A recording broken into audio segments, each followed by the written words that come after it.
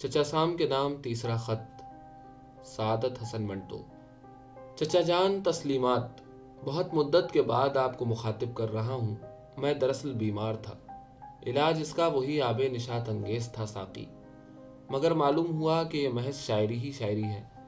معلوم نہیں ساقی کس جانور کا نام ہے۔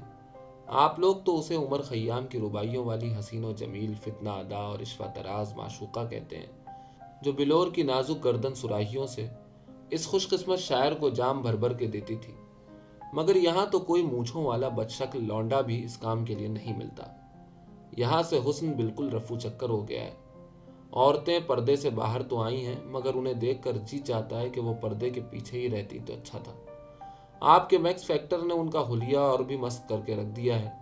آپ مفت گندم بھیجتے ہیں، مفت لٹریچر بھیجتے ہیں، مفت ہتھیار بھیجتے ہیں۔ کیوں نہیں آپ 100-200 ٹھیٹ امریکی لڑکیاں یہاں روانہ کر دیتے جو ساقی گری کے فرائض بطریق احسن انجام دیں۔ میں اپنی بیماری کا ذکر کر رہا تھا، اس کا باعث وہی خانہ ساز شراب تھی۔ اللہ اس خانہ خراب کا خانہ خراب کرے۔ زہر ہے لیکن نہایت خام قسم کا۔ سب کچھ جانتا تھا، سب کچھ سمجھتا تھا، مگر میر کیا سادہ ہیں بیمار ہوئے جس کے سبب اسی عطار کے لونڈے سے دوا لیتے ہیں۔ جانے اس عطار کے لونڈے میں کیا کشش تھی کہ حضرت میر اسی سے دوا لیتے رہے، حالانکہ وہی ان کے مرض کا باعث تھا۔ یہاں میں جس شراب فروش سے شراب لیتا ہوں وہ تو مجھ سے بھی کہیں زیادہ مریض ہے۔ میں تو اپنی سخت جانی کی وجہ سے بچ گیا، لیکن اس کے بچنے کی کوئی امید نہیں۔ 3 مہینے اسپتال میں رہا ہوں، جنرل وارڈ میں تھا۔ مجھے وہاں آپ کی کوئی امریکی امداد نہ ملی۔ میرا خیال ہے آپ کو میری بیماری کی کوئی اطلاع نہیں ملی، ورنہ آپ ضرور وہاں سے 2-3 پیٹیاں ٹیرامائسین کی روانہ کر دیتے اور ثواب دارین حاصل کرتے۔ ہماری فورن پبلسٹی بہت کمزور ہے۔ اس کے علاوہ ہماری حکومت کو ادیبوں، شاعروں اور مصوروں سے کوئی دلچسپی نہیں۔ آخر کس کس کی حاجت روا کرے کوئی۔ ہماری پچھلی مرحوم گورنمنٹ تھی، جنگ شروع ہوئی تو انگریز بہادر نے فردوسی اسلام حفیظ جالندری کو سانگ پبلسٹی ڈپارٹمنٹ کا ڈائریکٹر بنا کر 1000 روپیہ ماہوار مقرر کر دیا۔ پاکستان بنا تو اس کو صرف ایک کوٹھی اور شاید ایک پریس الاٹ ہوا۔ اب بیچارہ اخباروں میں اپنا رونا رو رہا ہے کہ ترانہ کمیٹی نے اس کو نکال باہر کیا، حالانکہ سارے پاکستان میں اکیلا وہی شاعر ہے جو دنیا کی سب سے بڑی اسلامی سلطنت کے لیے قومی ترانہ لکھ سکتا ہے اور اس کی دھن بھی تخلیق کر سکتا ہے۔ اس نے اپنی انگریز بیوی کو طلاق دے دی ہے، اس لیے کہ انگریزوں کا زمانہ ہی نہیں رہا۔ اب سنا ہے کسی امریکی بیوی کی تلاش میں ہے۔ چچا جان خدا کے لیے اس کی مدد کیجیے، ایسا نہ ہو کہ غریب کی عاقبت خراب ہو۔ آپ کے یوں تو لاکھوں اور کروڑوں بھتیجے ہیں، لیکن مجھ ایسا بھتیجا آپ کو ایٹم بم کی روشنی میں بھی کہیں نہیں ملے گا۔ قبلہ کبھی ادھر بھی توجہ کیجیے، بس آپ کی ایک نظر التفات کافی ہے۔ صرف اتنا اعلان کر دیجیے کہ آپ کا ملک خدا اسے رہتی دنیا تک سلامت رکھے۔ صرف اسی صورت میں میرے ملک کو خدا اس کے شراب کشید کرنے والے کارخانوں کو نیست و نابود کرے۔ فوجی امداد دینے کے لیے تیار ہوگا اگر سعادت منٹو آپ کے حوالے کر دیا جائے۔ یہاں میری وقت ایک دم بڑھ جائے گی۔ میں اس اعلان کے بعد شمع مہمے اور ڈائریکٹر مہمے حل کرنا بند کر دوں گا۔ بڑی بڑی شخصیتیں میرے غریب خانے پر آئیں گی۔ میں آپ سے بذریعہ ہوائی ڈاک ٹھیٹ امریکی مسکراہٹ منگوا کر اپنے ہونٹوں پر لگا لوں گا اور اس کے ساتھ ان کا استقبال کروں گا۔ اس مسکراہٹ کے 1000 معنی ہوتے ہیں۔ مثال کے طور پر آپ نرے گدھے ہیں، آپ پرلے درجے کے ذہین آدمی ہیں۔ آپ سے مل کر مجھے بہت کوفت ہوئی، آپ سے مل کر مجھے بے حد مسرت حاصل ہوئی۔ آپ امریکہ کی بنی ہوئی بشرٹ ہیں، آپ پاکستان کی بنی ہوئی ماچس ہیں، آپ عرق گاؤ زبان ہیں، آپ کوکا کولا ہیں، وغیرہ وغیرہ۔ میں رہنا پاکستان ہی میں چاہتا ہوں کہ مجھے اس کی خاک بہت عزیز ہے جو میرے پھیپھڑوں میں مستقل جگہ بنا چکی ہے، لیکن میں آپ کے ملک میں ضرور آؤں گا، اس لیے کہ میں اپنا کایا کلپ کرانا چاہتا ہوں۔ پھیپھڑے چھوڑ کر میں اپنے تمام باقی اعضاء آپ کے ماہروں کے سپرد کر دوں گا اور ان سے کہوں گا کہ وہ انہیں امریکی طرز کا بنا دیں۔ مجھے امریکی چال ڈھال بہت پسند ہے، اس لیے کہ چال ڈھال کا کام دیتی ہے اور ڈھال چال کا۔ آپ کی بشرٹ کا نیا ڈیزائن بھی مجھے بہت بھاتا ہے۔ ڈیزائن کا ڈیزائن اور اشتہار کا اشتہار۔ ہر روز یہاں آپ کے دفتر میں گئے، مطلب کہ یعنی پروپیگنڈے کی چیزیں اس پر چھپوائیں اور ادھر ادھر گھومتے پھرے۔ کبھی شیزان میں جا بیٹھے، کبھی کافی ہاؤس میں اور کبھی چائنیز لنچ ہوم میں۔ پھر میں ایک پیکارڈ چاہتا ہوں تاکہ جب میں یہ بشرٹ پہنے منہ میں آپ کا تحفے کے طور پر دیا ہوا پائپ دبائے مال روڈ پر سے گزروں تو لاہور کے سب ترقی پسند اور غیر ترقی پسند ادیبوں کو محسوس ہو کہ وہ سارا وقت بھاڑ ہی جھونکتے رہے تھے۔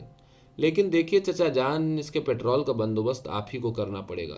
ویسے میں آپ سے وعدہ کرتا ہوں کہ پے کارڈ ملتے ہی میں ایک افسانہ لکھوں گا جس کا عنوان ایران کا نومند تیل اور رادھا۔ یقین مانیے اس افسانے کے شائع ہوتے ہی ایران کے تیل کا سارا ٹنٹا ہی ختم ہو جائے گا، اور مولانا ظفر علی خان کو، جو ابھی تک بقید حیات ہیں، اپنے اس شعر میں مناسب و موزوں ترمیم کرنا پڑے گی۔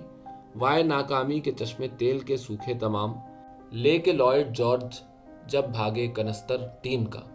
ایک چھوٹا سا ننھا منا ایٹم بم تو میں آپ سے ضرور لوں گا۔ میرے دل میں مدت سے یہ خواہش دبی پڑی ہے کہ میں اپنی زندگی میں ایک نیک کام کروں۔ آپ پوچھیں گے یہ نیک کام کیا ہے؟ آپ نے تو خیر کئی نیک کام کیے ہیں اور بدستور کیے جا رہے ہیں۔ آپ نے ہیروشیما کو صفحہ ہستی سے نابود کیا، ناگاساکی دھوئیں اور گرد و غبار میں تبدیل کر دیا۔ اس کے ساتھ ساتھ آپ نے جاپان میں لاکھوں امریکی بچے پیدا کیے۔ فکر ہر کس بقدر ہمت اوست۔ میں ایک ڈرائی کلین کرنے والے کو مارنا چاہتا ہوں۔ ہمارے ہاں بعض مولوی قسم کے حضرات پیشاب کرتے ہیں تو ڈھیلا لگاتے ہیں، مگر آپ کیا سمجھیں گے؟ بہرحال معاملہ کچھ یوں ہوتا ہے کہ پیشاب کرنے کے بعد وہ صفائی کی خاطر کوئی ڈھیلا اٹھاتے ہیں اور شلوار کے اندر ہاتھ ڈال کر سرے بازار ڈرائی کلین کرتے چلتے پھرتے ہیں۔ میں بس یہ چاہتا ہوں کہ جو ہی مجھے کوئی ایسا آدمی نظر آئے، جیب سے آپ کا دیا ہوا منییچر ایٹم بم نکالوں اور اس پر دے ماروں تاکہ وہ ڈھیلے سمیت دھواں بن کر اڑ جائے۔ ہمارے ساتھ فوجی امداد کا معاہدہ بڑی مارکے کی چیز ہے، اس پر قائم رہیے گا۔ ادھر ہندوستان کے ساتھ بھی ایسا ہی رشتہ استوار کر لیجئے۔ دونوں کو پرانے ہتھیار بھیجیے، کیونکہ اب تو آپ نے وہ تمام ہتھیار کنڈم کر دیے ہوں گے جو آپ نے پچھلی جنگ میں استعمال کیے تھے۔ آپ کا یہ فالتو اسلحہ ٹھکانے لگ جائے گا اور آپ کے کارخانے بیکار نہیں رہیں گے۔ پنڈت جواہر لال نہرو کشمیری ہیں، ان کو تحفے کے طور پر ایک ایسی بندوق ضرور بھیجیے گا جو دھوپ میں رکھنے سے ٹھس کرے۔ کشمیری میں بھی ہوں مگر مسلمان۔ میں نے اپنے لیے آپ سے ننھا منا ایٹم بم مانگ لیا ہے۔ ایک بات اور، یہاں دستور بننے ہی میں نہیں آتا۔ خدا کے لیے آپ وہاں سے کوئی ماہر جلد از جلد روانہ کیجیے۔ قوم بغیر ترانے کے تو چل سکتی ہے لیکن دستور کے بغیر نہیں چل سکتی۔ لیکن آپ چاہیں تو بابا چل بھی سکتی ہے، جو چاہے آپ کا حسن کرشمہ ساز کرے۔ ایک اور بات، یہ خط ملتے ہی امریکی ماچسوں کا ایک جہاز روانہ کر دیجیے۔ یہاں جو ماچس بنی ہے اس کو جلانے کے لیے ایرانی ماچس خریدنی پڑتی ہے، لیکن آدھی ختم ہونے کے بعد یہ بیکار ہو جاتی ہے، اور بقایا تیلیاں جلانے کے لیے روسی ماچس لینا پڑتی ہے جو پٹاخے زیادہ چھوڑتی ہے، جلتی کم ہے۔ امریکی گرم کوٹ بہت خوب ہے، لنڈا بازار ان کے بغیر بالکل لنڈا تھا۔ مگر آپ پتلونے کیوں نہیں بھیجتے؟ کیا آپ پتلونے نہیں اتارتے؟ ہو سکتا ہے کہ ہندوستان روانہ کر دیتے ہوں۔ آپ بڑے کائیاں ہیں، ضرور کوئی بات ہے۔ ادھر کوٹ بھیجتے ہیں، ادھر پتلونے۔ جب لڑائی ہوگی تو آپ کے کوٹ اور آپ ہی کی پتلونے آپ ہی کے بھیجے ہوئے ہتھیاروں سے لڑیں گی۔ یہ میں کیا سن رہا ہوں کہ چارلی چپلن اپنے امریکی شہریت کے حقوق سے دستبردار ہو گیا ہے۔ اس مسخرے کو کیا سوجھی؟ ضرور اس کو کمیونزم ہو گیا ہے، ورنہ ساری عمر آپ کے ملک میں رہا، یہیں اس نے نام کمایا، یہیں اس نے دولت حاصل کی۔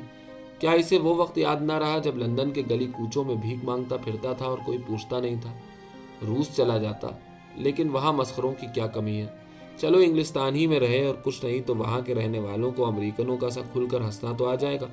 اور وہ جو ہر وقت اپنے چہروں پر سنجیدگی اور طہارت کا غلاف چڑھائے دکھتے ہیں، کچھ تو اپنی جگہ سے ہٹے گا۔ اچھا، میں اب خط کو بند کرتا ہوں۔ ہیڈی لامار کو فری سٹائل کا ایک بوسہ۔ خاکسار، Saadat Hasan Manto, 15 March 1954، 31 Lakshmi Mansions Hall Road, Lahore.